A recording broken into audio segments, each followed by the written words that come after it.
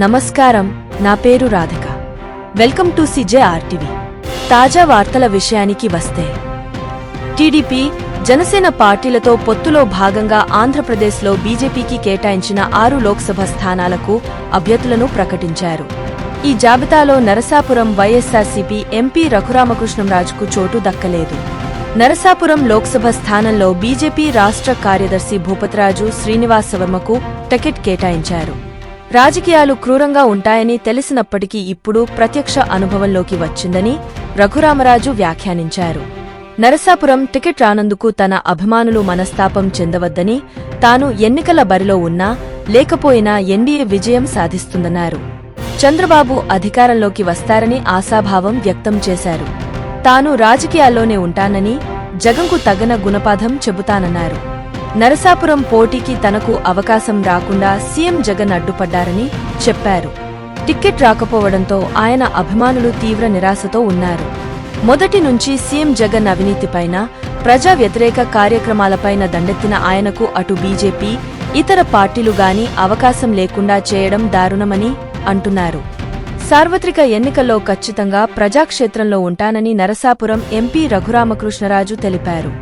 ఈ పరిణామాలపై ఎంతోమంది ఆందోళన వ్యక్తం చేస్తూ తనకు ఫోన్లు చేశారని, సందేశాలు పంపారన్నారు. తాను ఎలాంటి ఆందోళనలో లేనని, అలాగని ఆనందంగా ఉన్నానని చెప్పడం లేదన్నారు.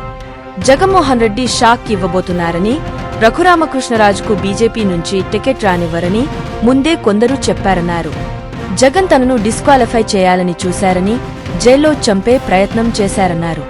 తన మతానికి చెందిన అధికారిని అడ్డం పెట్టుకుని ఇక్కడి ప్రభుత్వ అధినేతలతో కుమ్మక్కై తనను అక్రమంగా అరెస్టు చేయించి జైల్లో చంపేందుకు చేసిన ప్రయత్నాలన్నింటిలో విఫలమయ్యారన్నారు. పోలీసులను అడ్డం పెట్టుకుని లేపేయాలని చూశారని, ప్రతి ఒక్కరికీ ప్రతిసారీ విజయం దక్కదన్నారు. తనకు టికెట్ రాకుండా తాత్కాలికంగా జగన్ విజయం సాధించారని, అపజయాన్ని అంగీకరిస్తున్నానన్నారు. జగన్ ఇంత పని చేస్తారని తెలిసినా ఏ మూలనో ఒక నమ్మకం ఉండడంతో తేలికగా తీసుకున్నానన్నారు. గత 4 ఏళ్లుగా జగన్ అవినీతి, అక్రమాలు, అరాచకాలపై పోరాటం చేశానన్నారు. ప్రస్తుతం 3 అడుగులు వెనక్కి వేస్తున్నానని, రానున్న రోజుల్లో ప్రజాబలం, ప్రజల అండతో ప్రతి వ్యక్తి చేత ముందడుగు వేయించి జగన్ను అధఃపాతాళానికి తొక్కకపోతే తన పేరు రఘురామ కాదన్నారు. జగన్ ప్రభావం వల్ల నరసాపురం స్థానాన్ని తనకు కేటాయించలేదన్నారు. కొందరు బీజేపీ నేతలకు జగన్కు ఉన్న సాన్నిహిత్యం అందరికీ తెలిసిందేనని, ఓ నేత ద్వారా టికెట్ రాకుండా అడ్డుకోగలిగినట్లు తెలిసిందన్నారు. నరసాపురం నుంచి పోటీ చేస్తానా, మరో స్థానం నుంచా అన్నదానికి కాలమే సమాధానం చెబుతుందన్నారు. జగన్ అనుకున్నది మాత్రం జరగనివ్వను అన్నారు.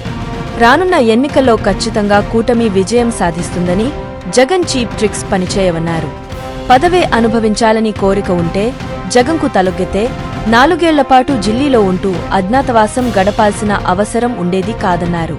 పనికిమాలిన వైఎస్సార్సీపీలో చేరి ప్రజలకు అన్యాయం చేశానని భావించడం వల్లే ప్రాణాలకు తెగించి పోరాటం చేశానన్నారు.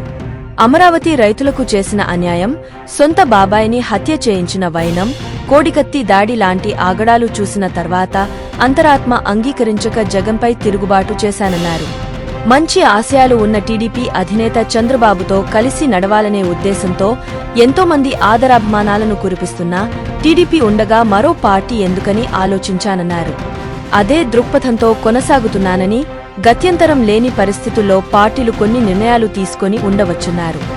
దీన్ని మోసం, అన్యాయం అని తాను అనడం లేదని, ప్రజల పక్షాన నిరంతరం ప్రశ్నించే గొంతు వినిపించే ప్రయత్నంలో ఉంటానన్నారు.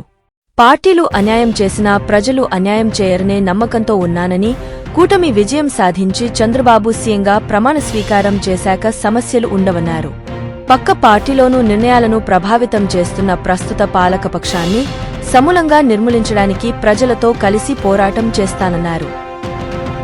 మరియొక తాజా వార్తలతో మీ ముందుకు మళ్లీ వస్తాను. అంతవరకు సెలవు. CJRTVని సబ్స్క్రైబ్ చేయండి. ఈ వీడియోను లైక్ చేయడం మరియు షేర్ చేయడం మర్చిపోవద్దు.